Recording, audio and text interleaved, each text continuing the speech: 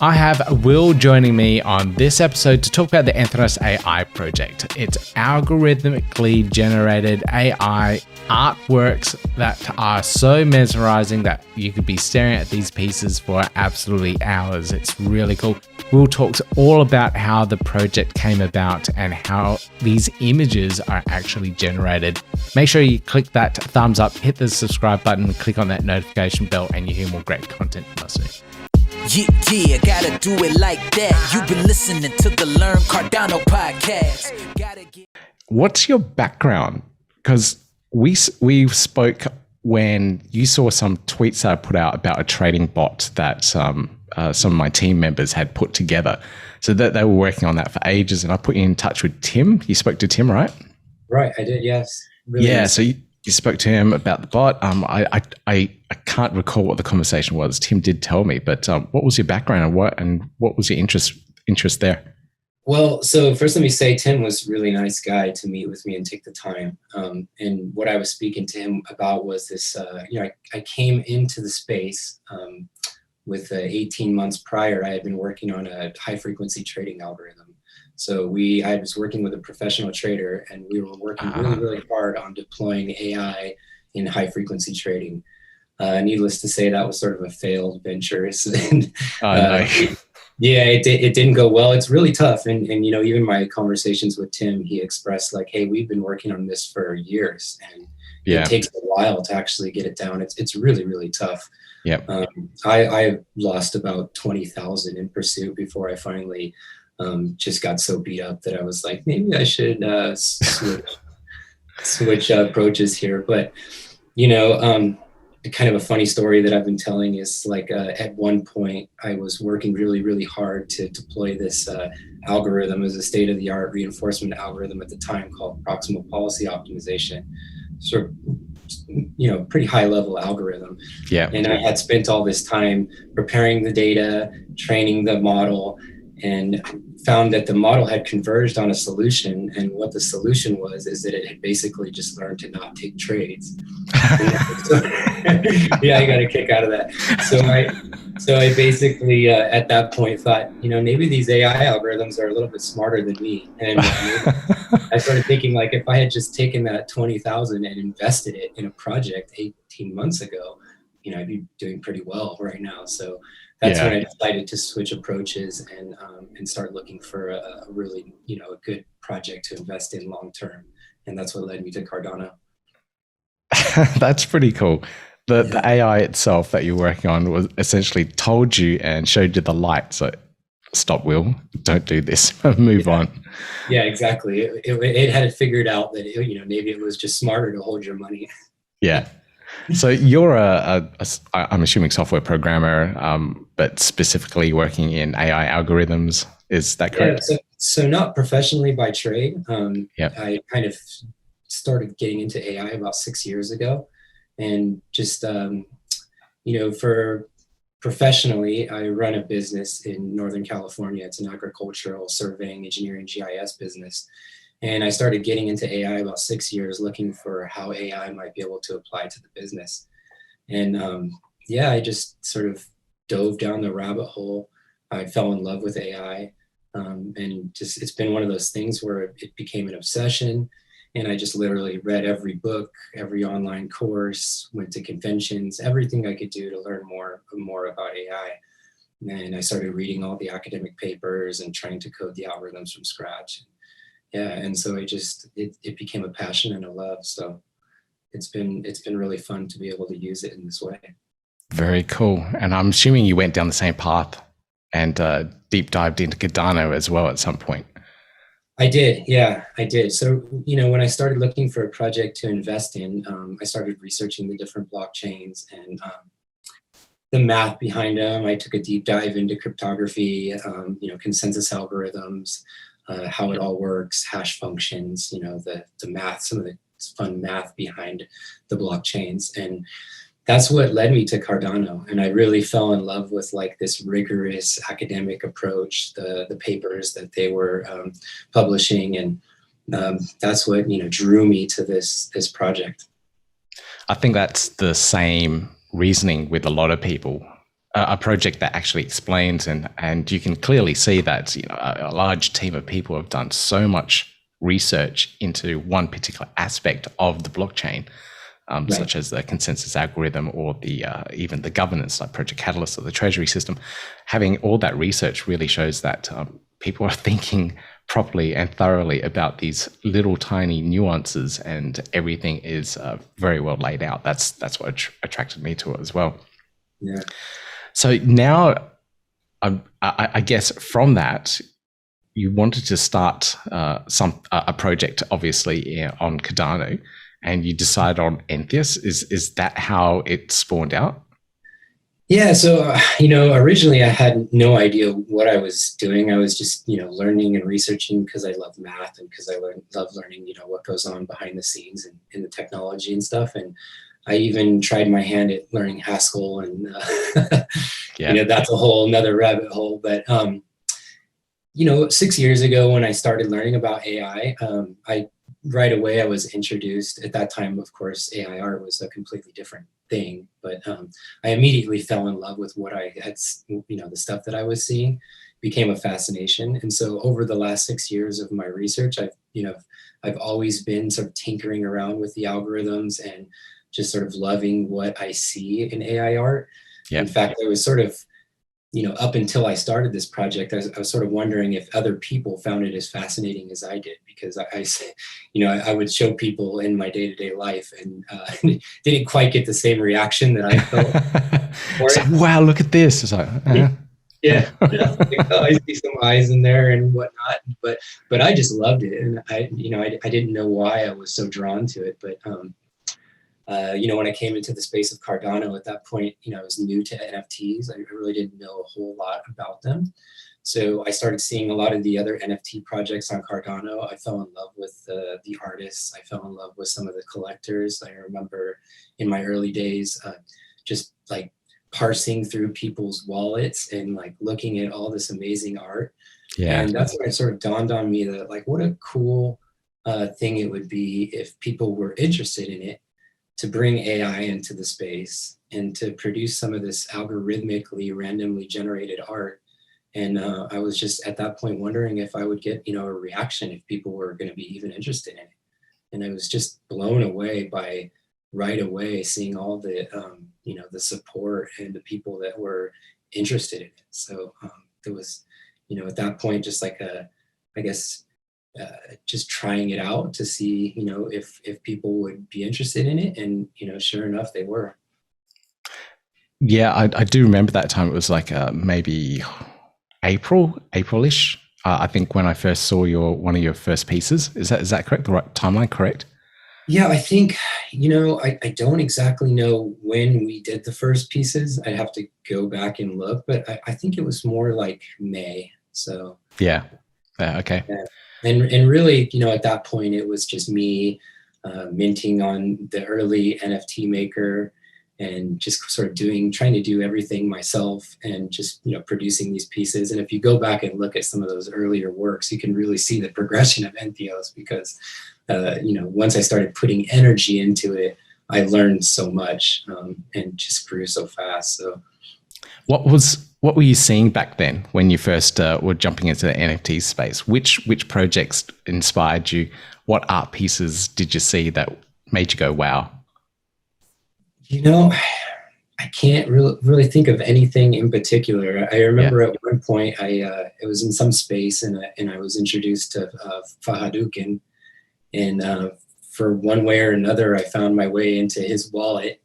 And I remember one night I spent probably 2 hours, no exaggeration, just going through the NFTs and just looking at everything. And I think I just found everything fascinating in general. I loved the idea that people were bringing different ideas and different approaches to the NFTs. And I think I just fell in love with the idea in general. Yeah, there are a lot of unique ideas. And for those that don't know, Fadukin is a huge NFT collector. If you manage to find his wallet, he does share it out once in a while. It's just filled with I think he's bought every last NFT project that exists. Yeah. It's just huge. It's And I absolutely imagine huge. it's, even bigger now, but Yeah. but if you do find it, you can literally spend hours going through it, and it's just amazing to see all the artwork, all the different artists, and they all bring their own perspectives and their own voices, and it's a neat thing to see. It's like a modern art gallery. It is. It is. I actually built this plugin tool that allows you to display and share your wallet, NFT collection wallet via a website. So it's just a plugin that we're building for another project. But actually, to get him to do that and create this shareable gallery that people couldn't look at might be a really cool idea. It pulls in all your assets and then stores them and displays them over CDN rather than just through Pool PM. So you need to know his wallet address. This way is slightly more unique. I might actually try and grab it so we can actually share it out a little bit more easily. Oh, that would be cool. Yeah. So it's just, there's going to be so many things like this coming in the near future. And it's just going to be so interesting to see what people do. You see people creating these VR spaces where you can virtually walk through galleries. And, what a fun time, to be in the space. I know. Or embedding these Entheoses in a metaverse. So you got VR goggles on, you're going through it and getting completely tripped out and looking into these art pieces very deeply. And that's what attracted me to some of your pieces. Like they are hypnotic. When you see some of them, you just stare at them and you look at the detail and you can dive into like a certain aspect of it and just keep on staring and finding more and more detail through them. So some of them are absolutely stunning. Yeah, there's a really interesting aspect to the art, and it sort of speaks to the subconscious. And I have some theories about why that may be, if you want to go on. If you want to dive into it a little bit. Yeah. So the models that we use, especially to create the early pieces and like the Epoch 1 and Epoch 2 pieces, are basically like these image classification models that we manipulate and use in sort of an unintended way. So these models were trained on millions of images. They were trained on a database called ImageNet. And this database has images of everything you could imagine: buildings, objects, cars, people, different species of animals and plants. And in the process of learning to classify these objects, it creates these, what we call feature detectors, or in the technical term is convolutional filters. But the model has basically learned a structure to break down the world and categorize it into different categories. And so you hear people that see the art and they sort of like, if they've had a psychedelic experience, they will say, hey, I relate to that. I feel like I've seen this before. And my theory about that is that the models have sort of learned this underlying structure or geometry that makes up the world around us. And if you think about it, it's sort of fascinating that that these models, or the images that we're generating using these AI networks, are sort of giving us an insight look to this underlying structure that makes up the universe around us that maybe we're not as able to interpret in a normal cognitive state. So I think that's just sort of a fascinating aspect to the art.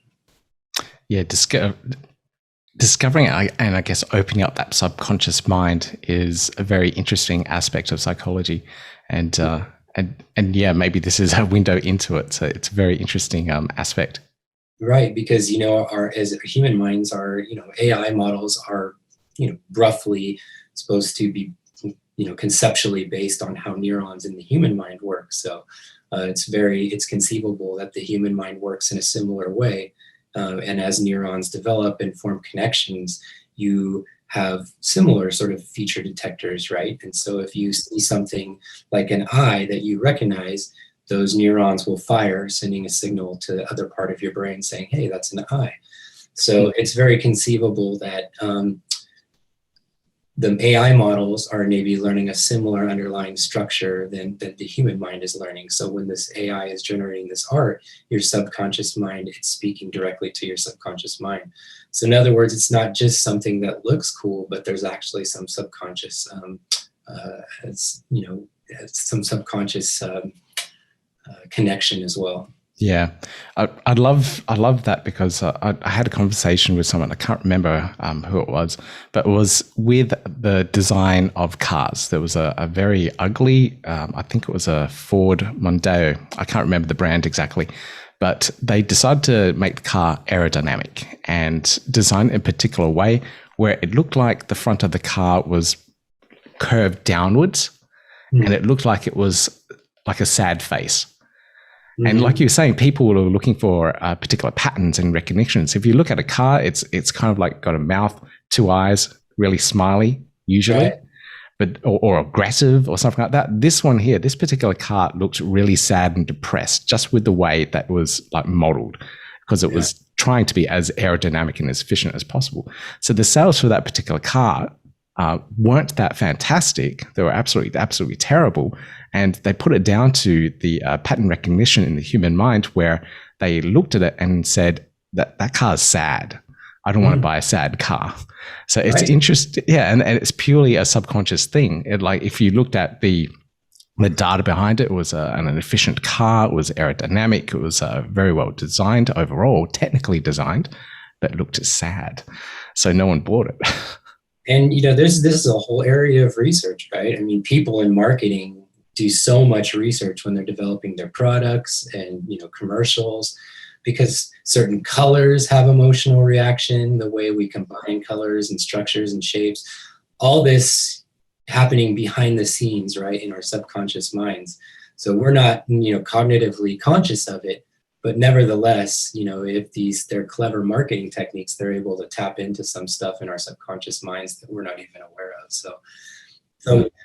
So I do believe, to sort of bring it back to the AI art, so when you're looking at these pieces and you're sort of getting these emotional reactions, there's some subconscious connection there that I think is sort of fascinating. And this is why I say the more you learn about this AI art, the more, fascinating it becomes, because you do sort of two things. On the one hand, you demystify the AI algorithms, because they're nothing more than just a bunch of mathematical calculations, right? But on the other hand, the art becomes fascinating in another way, because it helps you understand how it's reflecting back something to us about our human qualities, right? Yeah. Wow. Very interesting. So in terms of the AI art in general, yours was actually the very first piece that I realized was AI generated. Before your project, I hadn't seen any AI generated art pieces. Obviously, you're in the space, you're working in AI, and this is what attracted you to it. But I hadn't seen anything else before it. It was quite new and unique for me. When I came into the space, as far as I was aware of, I was the only artist and the only AI artist in the space. I did, however, pretty quickly find another AI artist who was the only other person I came to know at that time who was using AI or artificial intelligence for generative art, and that's Shadi Nassar. And so for a long time, the only two people I was aware of that were making art with artificial intelligence were Shadi and myself. And so that that's sort of interesting. And there's another. So there's sort of like what's happening on the blockchain, but then in the world of AI art, you've seen this explosion over the last year. A lot of these algorithms that, you see a lot of projects coming into the space now, they're using algorithms like VQ GAN plus Clip is a really popular one, and GANBot. These algorithms weren't generally available at the earlier part of the year. In fact, some of the papers were published in the beginning of the year. So there's been an explosion in AI art outside of this space. And so, these algorithms are new. And, the art at that time was completely different. So you've seen this evolution in the space and also in the world of AI art. Right. So that makes sense, because once you saw one project, you saw more and more. So GANBot was another one that came out a little bit after, a couple of months after. I found that one quite interesting as well. So back to your pieces though, what powers it? So you've gotten an algorithm. Is it seeding off that image base to generate what it is? I'm trying to understand how it goes from an algorithm, a mathematical equation, and a starting point to these beautiful creations that you got behind you, for example? Yeah, so the algorithms are significantly complex, but to just sort of at a high level, I'll try to do my best to explain, but stop me if I get too technical. If it looks like I've glazed over, then Yeah. you've gone too far. You're welcome to interrupt me at any point. But the algorithms that we use to generate the early original Entheos pieces, like the Epoch 1 and Epoch 2 pieces, it's basically two algorithms that work in conjunction. Whether we say two or three is a little ambiguous, but let's just say two for the sake of this discussion. And the algorithms work together in sort of consecutively. So the real meat and potatoes of the algorithm, what is the really interesting part, is like what I referred to before, this image classification model, right? So you have this image classification model, and it was trained on this data set, ImageNet, millions of images of objects, and it was trained to classify them. So in its training, it develops its own feature detectors, right? Well, they're inherently there at the beginning of training, but then the model through training updates the weights and creates these, special, what we call filters, right? Each filter. So the model, you could think of it like a pyramid structure. And in each layer of the pyramid is all of these little filters, right? And each one is is meant to detect maybe a certain feature in the image. And you could think of these things as like sort of like a sliding window passing over the image. And if it sees a feature that it was meant to detect, it will, maybe for the sake of argument, fire a signal that goes up the layers of the network to the classifier. And then the model, outputs a score, and, whatever score is the highest, that's the, for the different categories, that's what the model makes the classification. So if they say maybe it's a dog or a cat. But in the model, you have all these layers, right? And the base of this pyramid, the layers are meant to, or the feature detectors are meant to detect very simple things, like maybe just basic colors or edges. And then as you move up the different, as you move up the layers of the architecture, the features that the feature detectors are meant to detect get more complex. So maybe they start to move to basic patterns. And then, as you keep moving up the layers, maybe now they're meant to detect like textures. And then at the very top of the architecture, you could say maybe they're meant to detect more like complex features, like maybe the structure of an eye or a nose, something like that. At a high level, this is basically how it works. But you could think of those feature detectors as at a high level, sort of like passing over. And if maybe this feature detector was meant to detect an eye, if it passes over the image and sees an eye, it fires a signal, it gets a high output score, and that score gets passed up the layers of the model to the classifier, and that helps it makes its classification.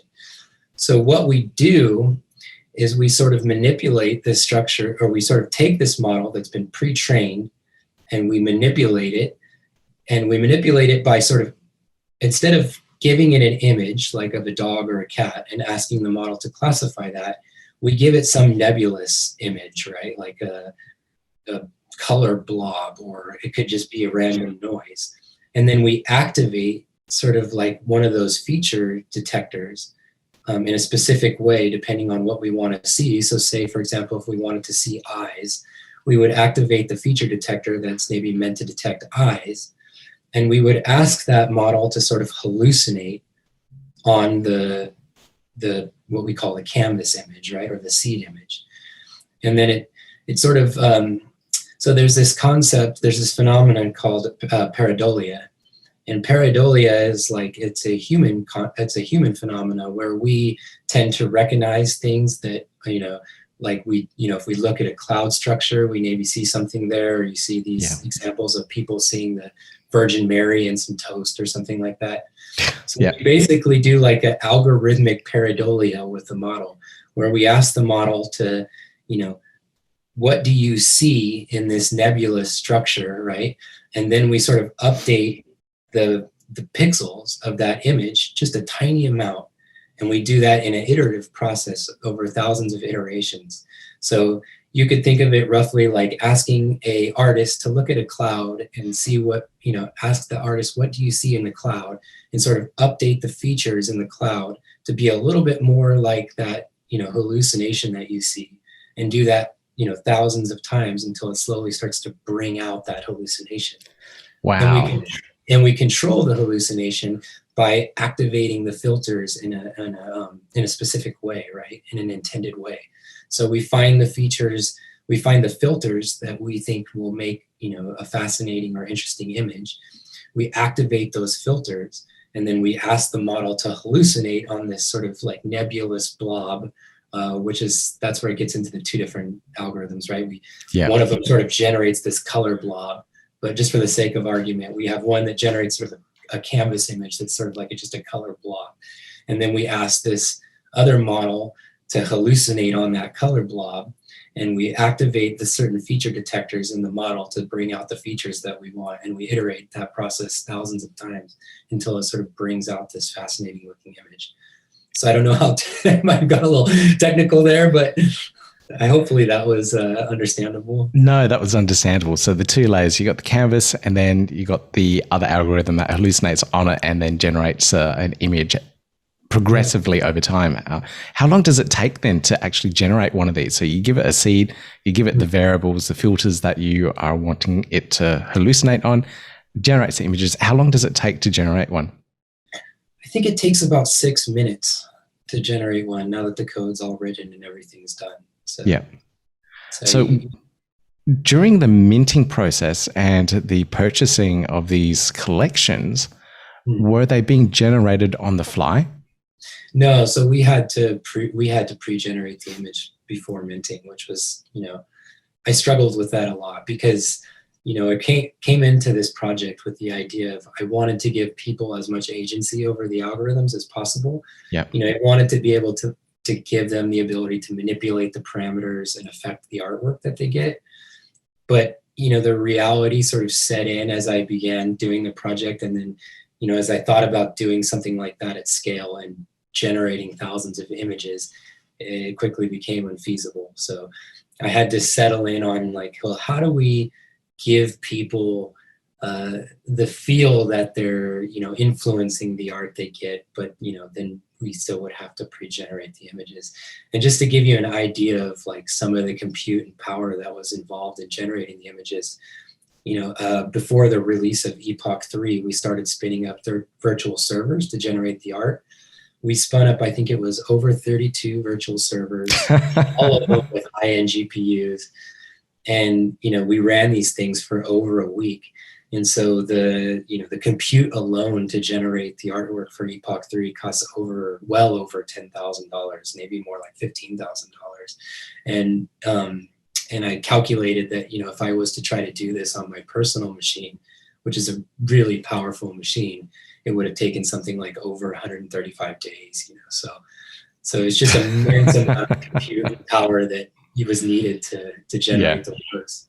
Okay. So anyways, we landed on like, we'll generate these pieces, we'll generate them into categories, and we'll give people the ability to choose between different categories. Okay. All right. So that was the minting process. So you had the sale page, you can choose which category you wanted, and then you'd mint that way. Right. It would have been really interesting if you could have found a way to parallel generate thousands of images at a time. But yeah, it would have taken ages. People wouldn't have been, I think, as patient in the minting process, especially like some of these projects were having issues at that point in time, like deploying and minting all their projects, all their art pieces. So, that extra step where you had to wait extra 6 minutes, generate it, you'd have to spin up a new virtual instance for everyone. That sounds painful. Yeah. I'm glad you didn't go down that path. You have the issues of just the congestion in the blockchain and minting. I mean, even with the way we did it, we struggled to make sure that everything went smoothly and we didn't have any errors in the system. So yeah, I think it would have been great. And that's sort of why we've landed on this evolution series that we're doing now. And maybe I can speak a little bit about that later, but I did want the project to be a space of learning. I wanted people to be able to come into the project and find it a way to learn about AI, learn about how these algorithms work, and be able to manipulate the artwork, or be able to understand how the artwork is created and have, like I said, some agency over the AI and how it works. But yeah, you would have had, would have looked like maybe a system with a queue, and 6 minutes is just to generate the original base image. And then when we get into the Epoch 3, where we have the animations, it's another 20 minutes on top of that. So now you're talking about, sending your ADA and sort of waiting 26 minutes before you even get something back, that is the image. And so, yeah, it would be tough. Not that I am not disappointed that we didn't, we couldn't make something like that possible, but it became unfeasible when we looked at the demand that we were going to have, and trying to generate 10,000 pieces would have been, a logistical nightmare. Yeah, I totally understand how that wouldn't have happened. So you've got something new coming on, but let's step back a little bit. How did you meet your team members to create this project? So you had Linda working on it as project manager. I'm assuming I heard you had other developers in the background as well, building some aspects. How did you meet all of your team? What were their roles? What did everyone do? Yeah, good question. I found Linda right away in the space. She's pretty big, as far as building community, and she was there right from the beginning. And I instantly thought that she really had a great ability for community building, and for not only that, but she's extremely talented artist. And I reached out to her early on about the project, actually, and she was just so busy, and she's getting so many DMs that I think just like mine just sort of got missed or something, right? She didn't see my DM. And so some time went on, and I continued to work on the project. And, at some point later on, I reconnected with her, and, found a way to get noticed in all of the messages she was getting. And, I was really excited to bring her on as the project manager. And I think that, she's the perfect person for the role. I think it's, Entheos, I don't think would be where it's at today without her help. So incredibly grateful for her. And then for the other, people on our team, just random spaces, learning from other artists, reaching out to the community. Our Cardano backend dev, his handle is really like omelets. His name is Marcus. He's in Singapore. Extremely talented guy. I've read through his code. He's a better Python coder than I am by a long shot. He's just a brilliant guy, and I think he's got to be like the best there is. And so I fell in love with what he was doing, and I had to have him on the team.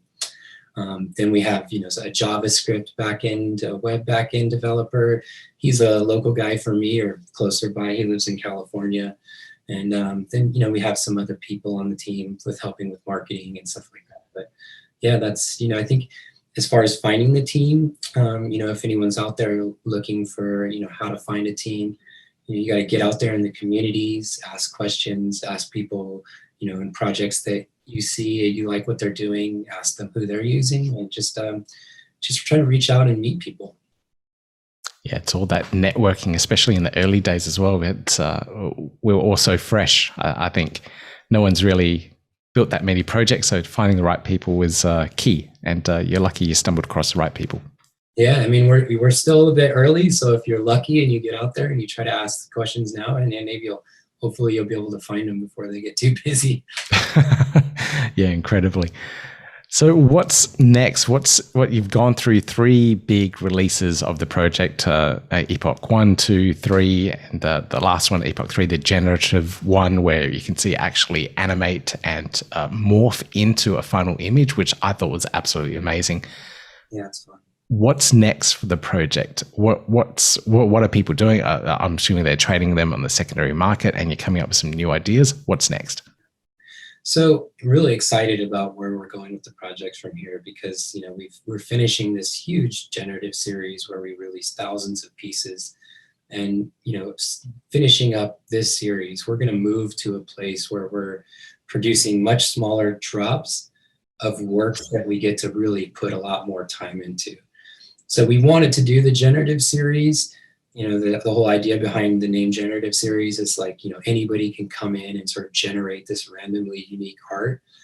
And we wanted this to be accessible to everybody.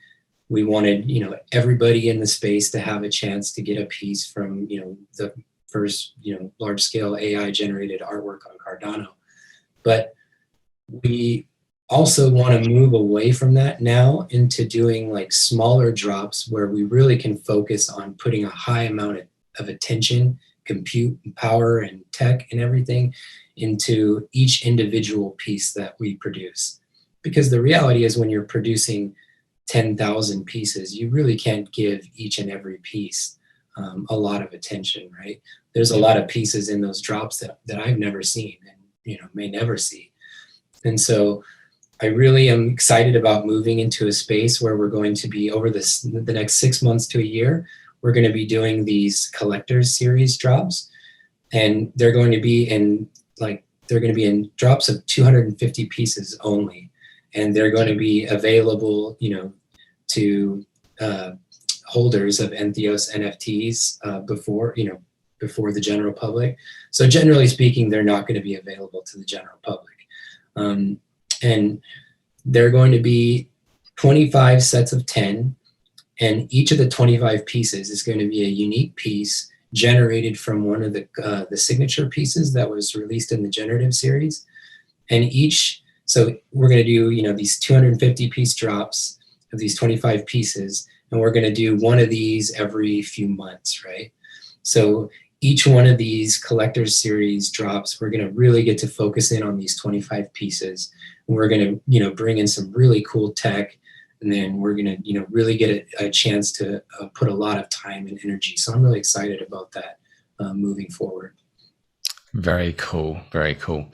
I always had an idea in the back of my mind to use some of the Epoch 1 series where you could use that as a base. Like you'd have to have the NFT, and then essentially you would burn that one, but use that as the base to generate another new NFT, another new AI piece. Something like that would be absolutely cool because, I've got a couple of pieces. I'm looking at them. So I don't really like that one. I wish I could use this to generate another one and, let it evolve and morph so it will grow into something more unique. It's kind of like like a crypto kitty back in the day where you have two of them, you breed them, and then you create a brand new one. So something like that would have been really cool. Well, so I think you'll be excited to know that we've started our evolution series. Epoch 1 and Epoch 2 pieces.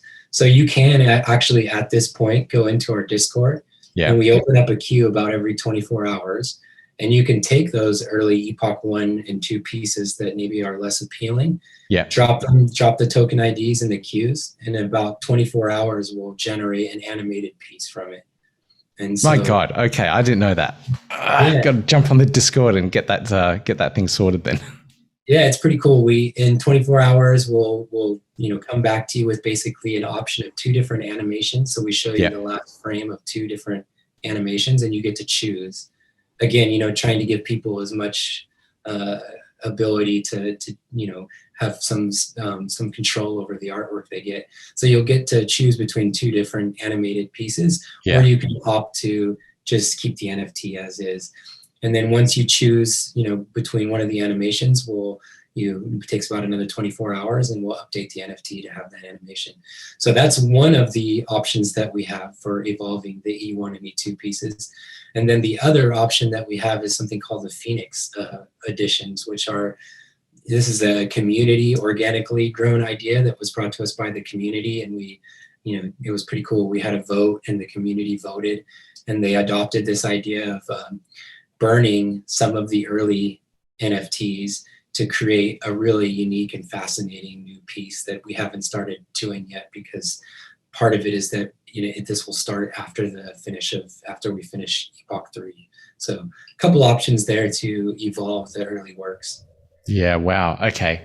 That is really cool. I had no idea. I am part of the Discord channel, but I'm also a part of another maybe 50 Discord servers and channels. Yeah. So it's hard to keep up with them. So I'll check that out, and I'll evolve a couple of my pieces that I didn't quite like, but some of them are absolutely stunning. Some one, two, to do with a little kick. Come on. So, but evolving it. That's absolutely awesome. I had no idea.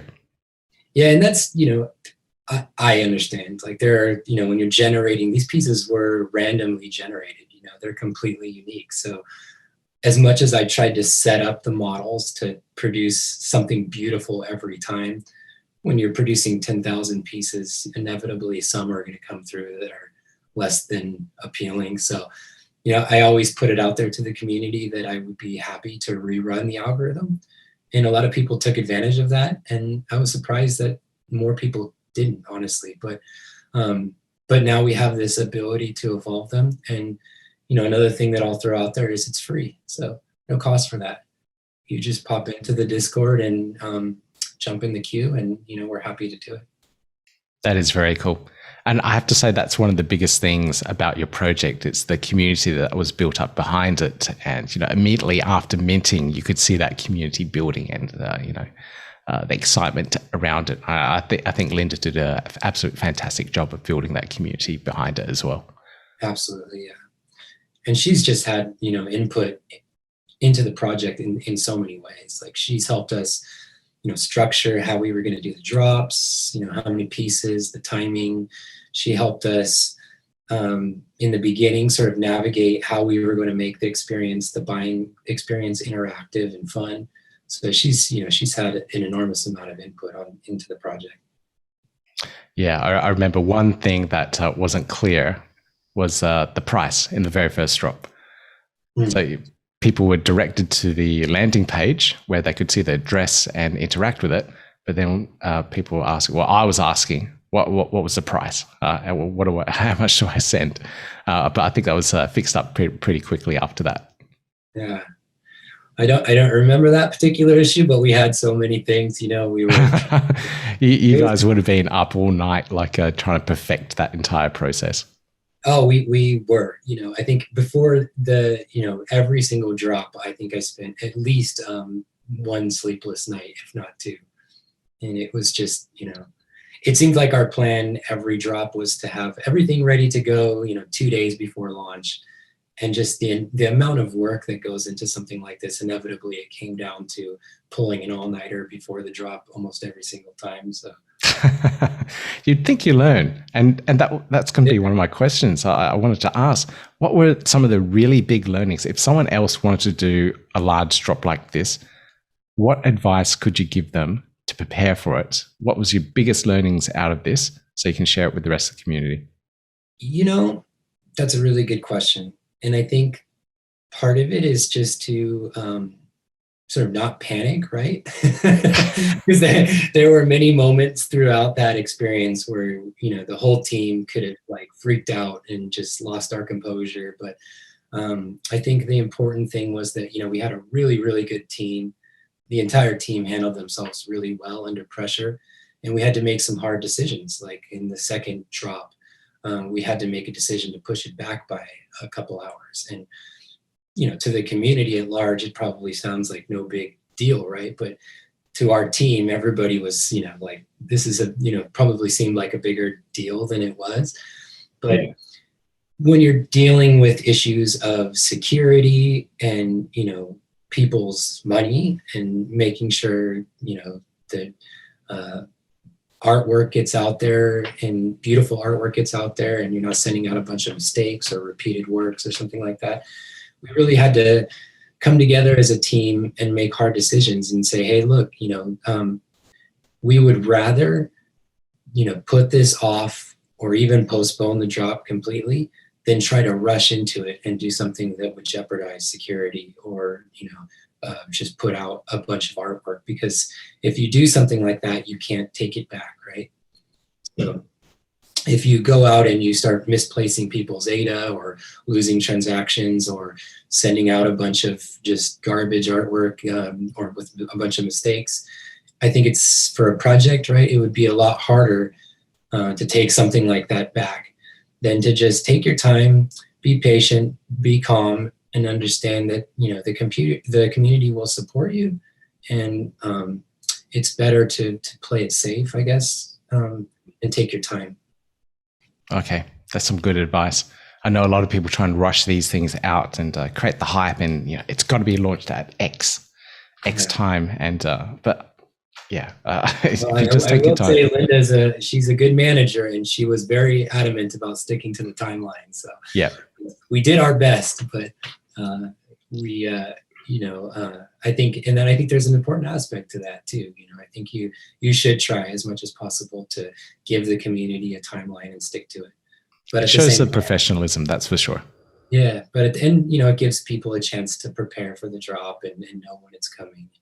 But at the same time, it's really important to stop along the way, make sure that you've crossed your T's, dotted your I's, make sure that everything is secure and in place, and that you've really got a solid foundation. Okay, absolutely brilliant. All right. We're probably wrapping up to the end of this interview time. We've been going on for quite a while talking about this. So where can people find out more about the project? Where should we go? You know, of course, Discord is great, because if you can find your way into our Discord, we have an amazing community. I don't usually even have to answer the questions people ask, because the community is so helpful and they're so encouraging to people that come in. You know, I can go on there almost any hour of the day, and there's, you know, different people on from all over the world. So the Discord is the best place to jump into the community and make some friends and learn about the project. Our website is www.entheosart.com. Our minting is done through the website, and we're still actually minting the end of our final, the third epoch. So there's still a chance to mint one of the last signature pieces. And it's pretty, you know, easy to do. The website walks you through the process pretty easily. Roughly how many more pieces are left? I think just about 4,000. So roughly just under half the epoch. And I think around 50 SIG. So the chances of pulling a SIG are pretty high. Okay. All right. Relatively speaking. Yeah. Okay.